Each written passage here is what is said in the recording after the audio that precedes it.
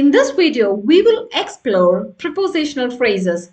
Have you ever heard a sentence that sounded so good, so smooth, so descriptive that you almost went, wow, I wish I could speak like that? Well, here's a little secret. Most of those beautiful sentences have one thing in common. Do you know what? Yes, it's prepositional phrases. They are like seasoning in your food. Without them, everything sounds a bit boring and plain. But once you sprinkle a few prepositional phrases here and there, boom, your English suddenly sounds clearer, richer, and a lot more natural. So today we are diving deep into prepositional phrases, what they are, how to use them, and how to master them like a pro. All right, let's get started. So, what exactly is a prepositional phrase? It means a group of words that begins with a preposition and ends with the object of the preposition, usually a noun phrase, or a pronoun. But more importantly, a prepositional phrase provides context, which means it adds details to a sentence. Detail about location, time, reason, condition, direction, manner, and much more. In other words, prepositional phrases answer the questions your listener silently thinks, like where did this happen? When did when did this happen? Where did where did this happen? When did this take place? Why did this occur? How was it done? With whom? In what way? So they make your sentence specific, informative, and professional. Okay, so here are some of the simple example. She resigned for personal reasons. She resigned after the meeting. She resigned from her position at the company.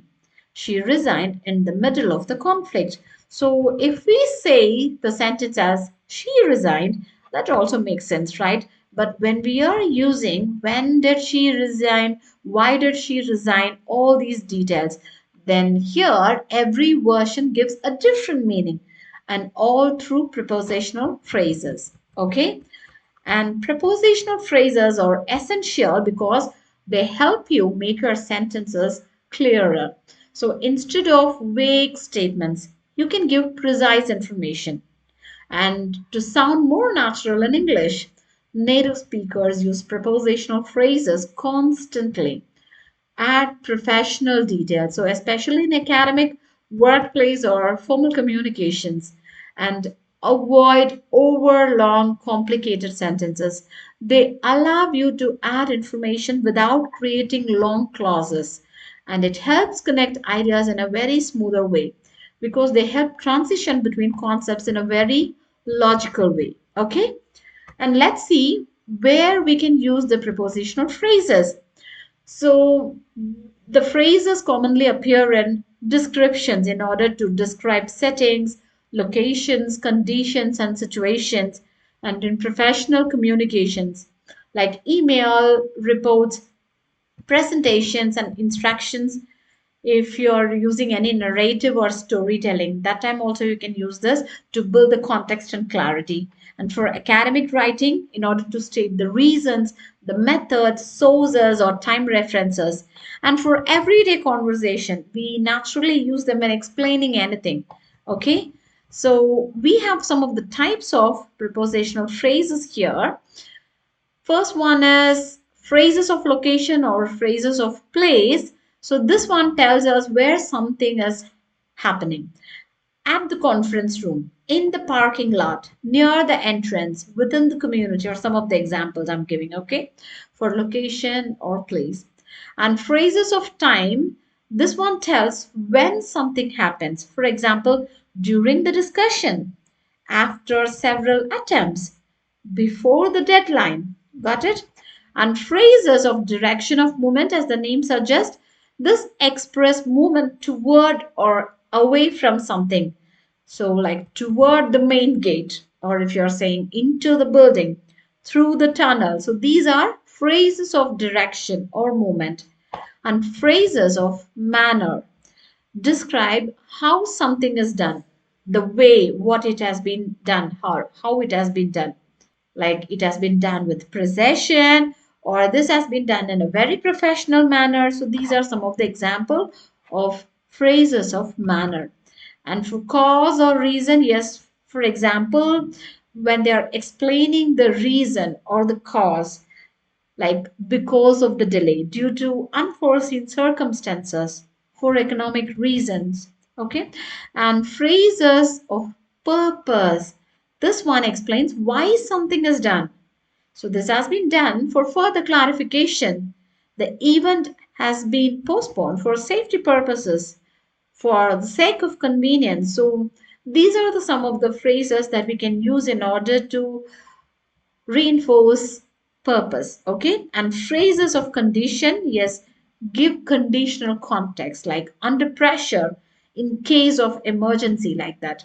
So these types will help your learners understand how versatile and powerful prepositional phrases are. Okay, now let me give some of the examples here. The documents are stored in the top drawer of the cabinet. Several people gathered near the main entrance. We will review the proposal after the quarterly meeting. Her performance has improved significantly over the past few months. He completed the presentation with remarkable clarity. They handled the situation in a highly organized way. The team moved toward the negotiation room to prepare for the meeting. The flight was cancelled due to technical issues. She had to withdraw for personal health reasons. The orientation session was arranged for the benefit of new employees. The system may shut down in case of a power failure. The manager spoke with confidence during the briefing to address the concerns of the staff. Okay, so these are some of the examples. Now it's time for us to practice. This is section A. You have to identify the prepositional phrase. If you want, you can just pause the video, read the questions, and try to identify the correct prepositional phrase in each sentences. The first one is the meeting has been postponed until further notice. Several concerns were raised. Okay, let's go one by one. The meeting has been postponed until further notice. For this, until further notice is the prepositional phrase. Several concerns were raised during the final review. So several concerns during the final review. That's the prepositional phrase. The manager placed the files on the second shelf near the window. What is the prepositional phrase here? On the second shelf near the window. Yes. We had a productive discussion over the lunch. Over lunch, yes, that's the prepositional phrase. She completed the project with minimal supervision. Of course, yes, with minimal supervision. That's the prepositional phrase. Now, this one you have to choose the correct option. Okay? Correct prepositional phrase. The team reached a conclusion. The answer is with strong evidence. The contract will be finalized. And the correct option is by the end of the week. The issue escalated dash and the correct option is during the negotiation. The client arrived without prior notice. That's the correct option. We will proceed according to the updated guidelines. Simple, right?